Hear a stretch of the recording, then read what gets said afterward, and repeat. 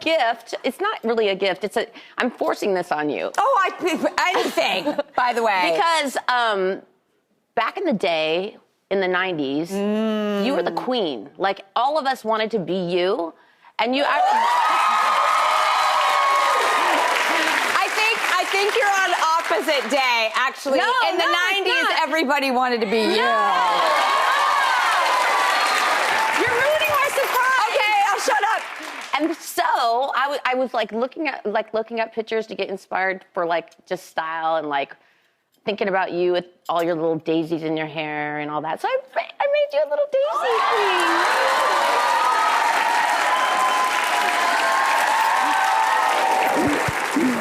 You don't have to wear it. Are you kidding? Of course I'm wearing it. I'm securing it right now.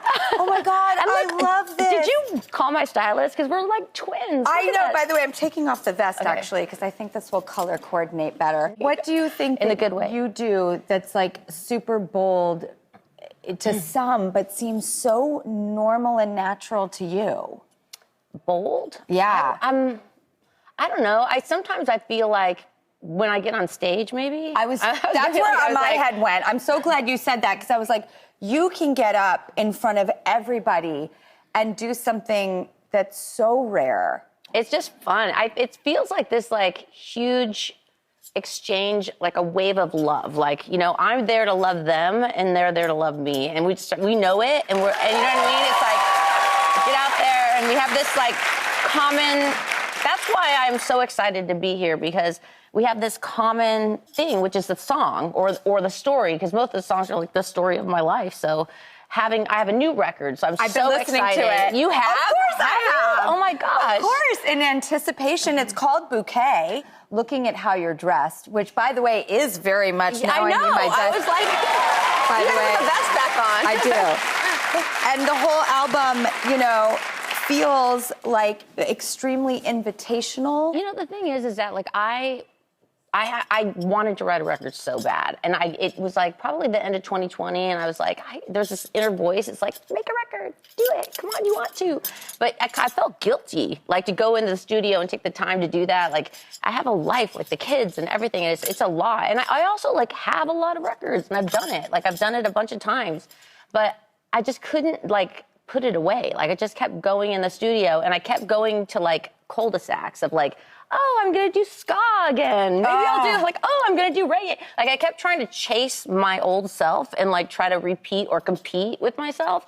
And it felt like going in and getting my old prom dress and like putting it on and going, I love it, but it's just not working anymore. You know what I mean? I got to find where I'm at now. Like, who am I now? And at the time I started writing was right when I got engaged. And that was just like it was right. 2020, you could imagine pandemic, engagement. Yes. And then, you know, then I got married the following year. So this whole record took 4 years to make 10 songs. But anyways, that's good we're though. here. I think a slow burn it's like, can be it really was. beautiful. It was like I wrote a lot of songs, and I just really wanted to like handpick the best bouquet of songs to like almost be like to explain what was going on in a great way. And the first single is like a song called Somebody Else's, which is kind of about the past and, you know, what?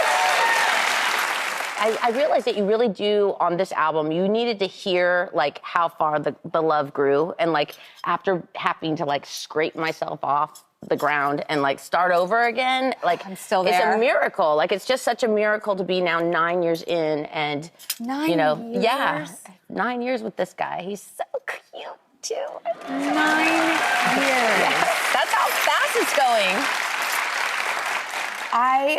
One of the last things we talked about, which is the thing that really sat with me, because it gave me so much hope, is that you would say you just had made this decision in a beautifully resigned, poetic way of this is going to be my life. I'm going to be with my boys, and I'm going to make my coffee every day. Oh yeah, I remember that. And you know, with myself. Don't know if love will come back into my life. Probably not even.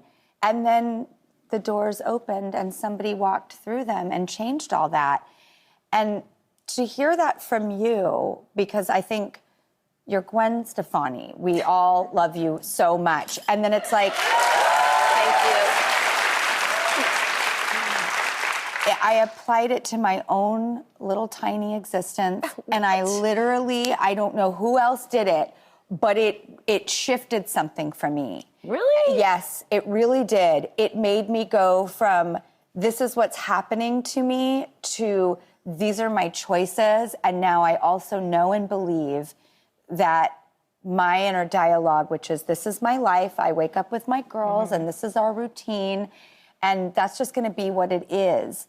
It was the first person, you were the first person to make me think, and one day that might not be true. Because the way you talked about it was so uplifting, but also like, we don't know the future. We don't know the future. And even like right now, having new music, which is, it's one of those things where it's like, I think about myself and I think about things like just my whole journey and like, it wasn't until like I wrote a song that I was like, oh, I have wings? Like, I didn't even know I could do that. You know what I'm saying? Like, all of a sudden I'm flying, I'm writing all these songs, and I was writing the songs about, like, really bad stuff that was happening to me, you know what I mean? Like, everything was wrong, and I wrote these songs before anyone could ever, like, I didn't know I could do it, and then I didn't know anyone would hear it, because, you know, the band was together it was 9 years before Just a Girl came on the radio. So it wasn't like... It was that long? Yeah, from 17 till 25. 9 is a significant number.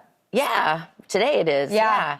And I don't know. So for me, like having a new version of that where it expresses, like not just to share it, but for myself, like to just listen back to it. Because you write the songs, it's really crazy. And sometimes you have an idea of what you want to say. Like, for example, there's a song on the record called Pretty.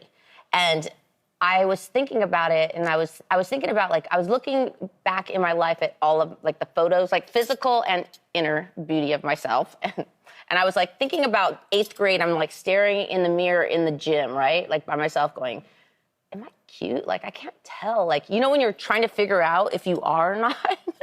And I was like, and then I look back at all the photos, and I'm like, where am I the prettiest? Like, when do I like myself the most? And it was right when Blake started loving me. And I wanted to write a song about that, because when you actually feel love for the first time, they reflect you. You can see yourself in them. And, like, I wanted to write a song about that. So this record is kind of just, like, a diary of those kinds of little thoughts that I had through feeling love for the first time.